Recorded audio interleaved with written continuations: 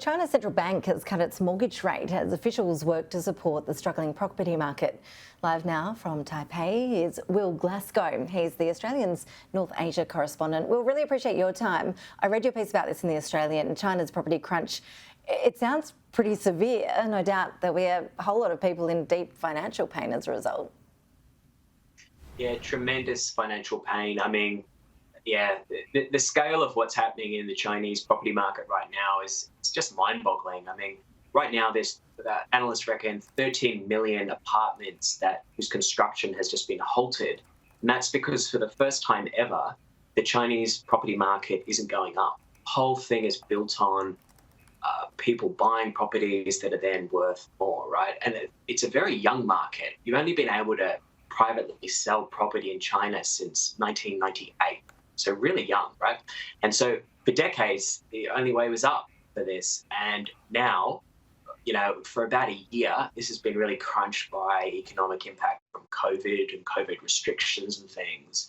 But it's beyond that now. There's a loss of confidence, and it means that there's a lot of owners either of a contract for an apartment that's no longer being built because the property manager thinks he's not going to make a return on it anymore, or where the person with the mortgage has completely gone cold on the property because they think they can see it's already down on paper. So, yeah, huge consequences from this, Ash.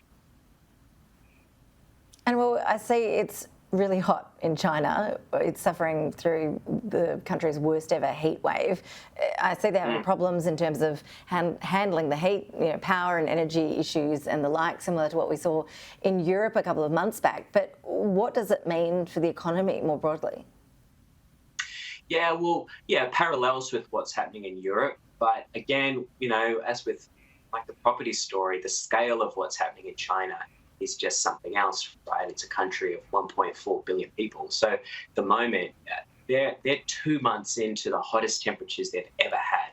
And, it's very hot where I am in Taipei. It's going to hit 38 again today. It feels like 44, right? So we've been really hot for 2 months as well. But what's happened in China, especially in the West, is huge rivers. The Yangtze River, the world's third biggest river, is drying out in big parts of it. And that means in the far west of China, in Sichuan, hydroelectricity is the main source of power, and the power's not working. They're having to have electricity rationing.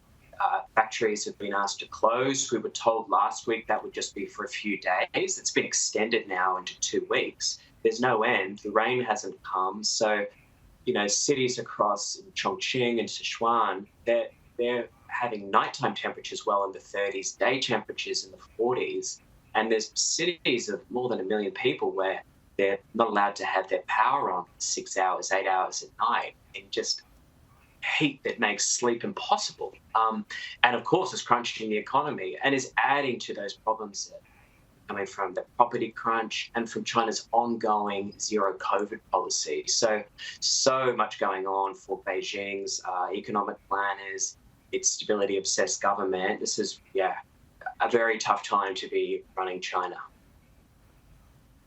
Absolutely. It sounds pretty grim over there at the moment. As you say, there's no end in sight to this COVID policy as well.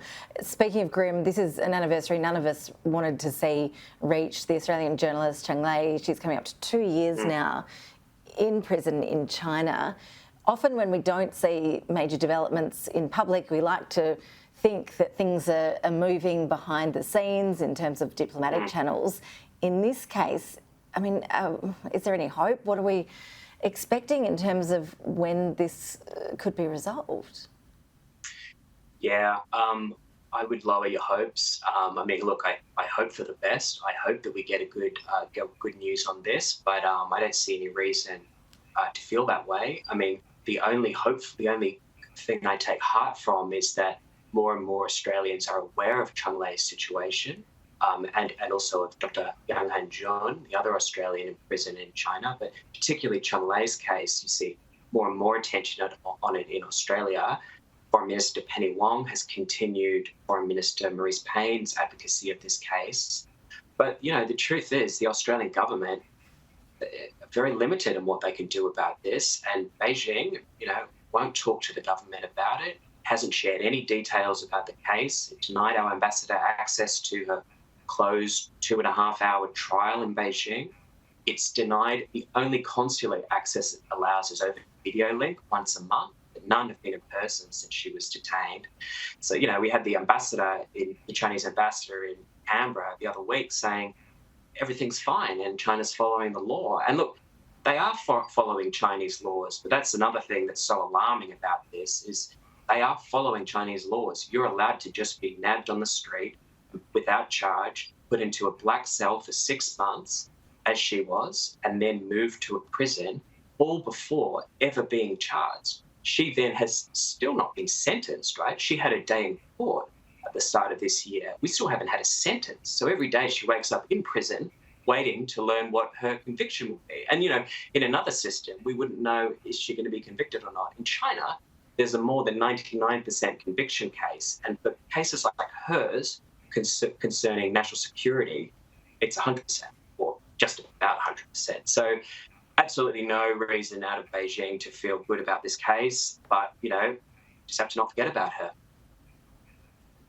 Yeah, that's right. We won't let it drop out of the news agenda. I think that's really important too. Will Glasgow, really appreciate you joining us live there. Thanks so much. Thanks for having me.